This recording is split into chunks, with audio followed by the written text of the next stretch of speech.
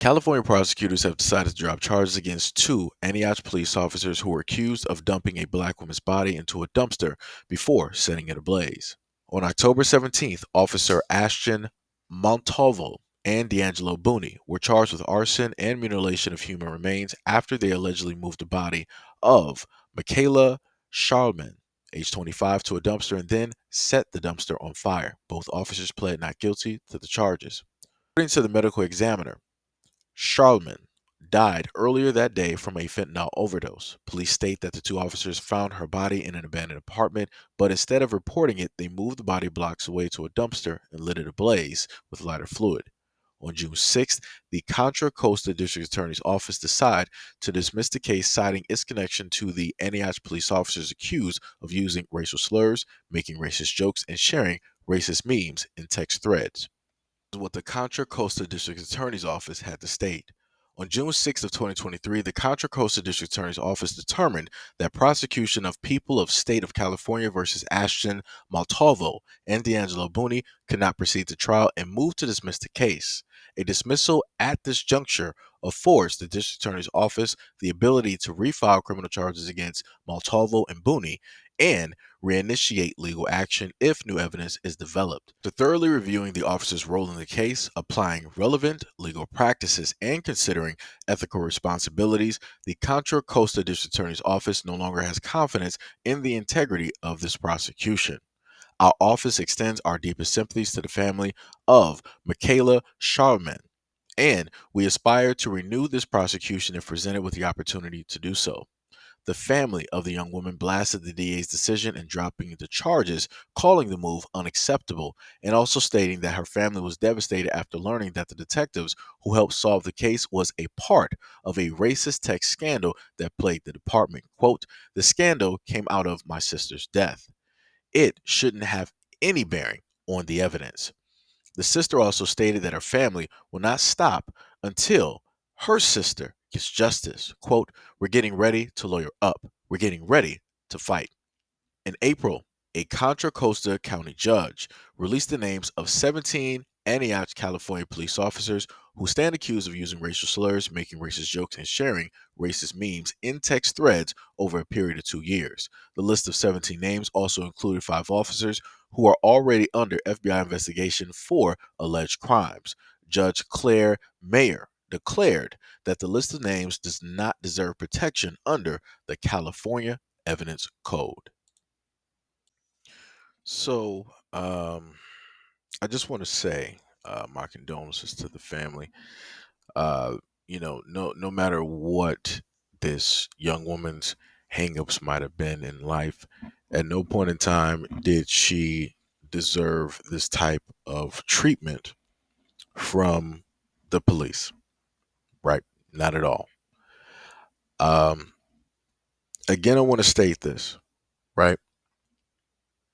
Time and time again, I've seen videos and audio online of women deciding that they want to make a mockery of the passing, the erasure of young black boys and black men when that video comes to light on social media. They dance, they cling, wine glasses, they laugh about it, and I've showcased video and audio directly of that on this platform. And I've heard a lot of them advocate for the erasure of black men and young black boys by way of law enforcement. And I wonder if they would say the exact same thing or agree with what it is that took place with this young woman and how it is that she was treated by the exact same law enforcement that they advocate for, that they say is pretty much there to protect them, that they state they will use in order to go after black men and young black boys. This is 100% a travesty and an injustice.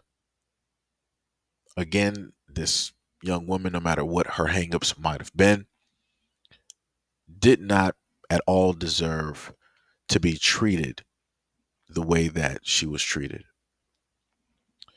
And the prosecutor's office is in on the whole thing because they more than likely have ties and they know officers or individuals or the top brass, whatever you want to call it, in the police department. And they decided that it was in their best interest to back away from the case and allow somebody else to do the prosecution because they have, too much in, right? And the family is 100% right that this was wrong. It should have never have taken place. The prosecutors should have gone through directly with it.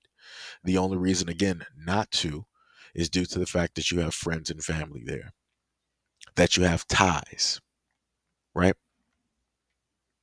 And obviously, those ties and everything like that are more important than a young black woman who ended up losing her life somehow, or as they stated, it was an overdose. And then her body was moved from one place to another, which to me seems like it was planned by these officers to do this. So, could we really, in a sense, state that this young woman really had an overdose?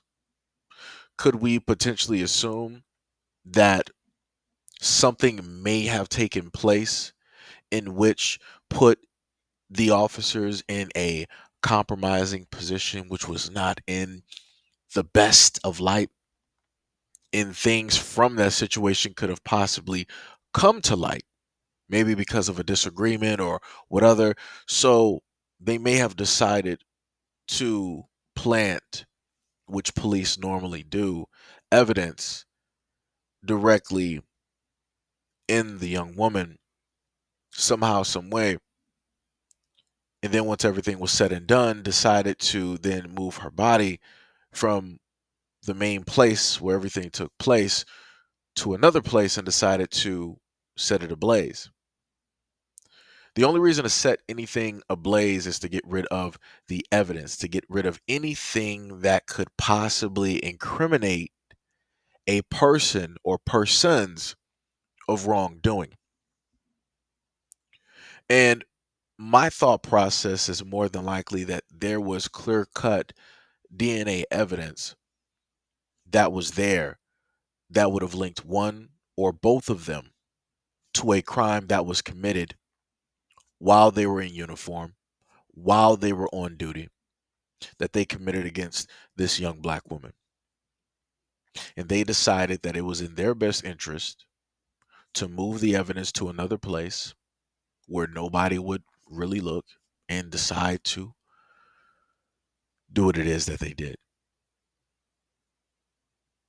And this is the main reason that, again, I've tried and I've tried and I've tried and I've tried and I've tried to no avail to bring forth and to do these stories, to let a lot of the women out there know that just because you're ecstatic and happy about one thing happening does not mean that it's not going to fall back and happen to you or to somebody that you know or to somebody that looks like you. And this is why I state to people that you should be very careful of the things that you happen to wish for others because you never know where that energy might end up, right? So you have a lot of those women that wish negativity on black men continuously, and that energy is still there. So if the energy can't be transferred, it will be placed somewhere else.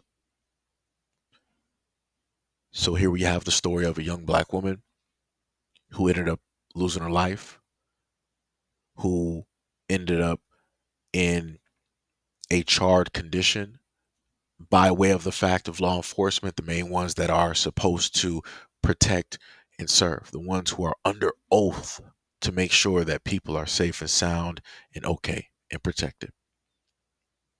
And the only thing that they did was protect their own selfish and their own best interest. And even with all of the evidence basically stating that they are the ones that did it, they are able to walk free and do this all over again. And I simply ask, where are the larger black female platforms to advocate for this young woman, to talk about what it is that took place, to really dive and dig deep, to get the pictures of the officers so that the women out there will know specifically who it is that they should be looking out for, who it is that they should be fearing, because there is a possibility, there is a potentiality that very easily they could be next. Their aunts could be next, their mothers, their grandmothers, their sisters, their best friends, or even their daughters. If there is realistically a sisterhood, where are they to advocate for this young black woman and her family? Where are they to march? Where are they to yell and scream her names at the mountaintop to make everybody aware of the injustice that took place and how it is that two police officers that were part of a gang of other cops who had racist and homophobic text messages, who also bragged about beating on suspects, where are they to bring all of this to light? Where are they to shine the brightest light possible on this situation? A light so bright that it burns, so that it irritates the police so much that they are forced to actually give up their own so that they can and will be prosecuted. That's all I'm asking.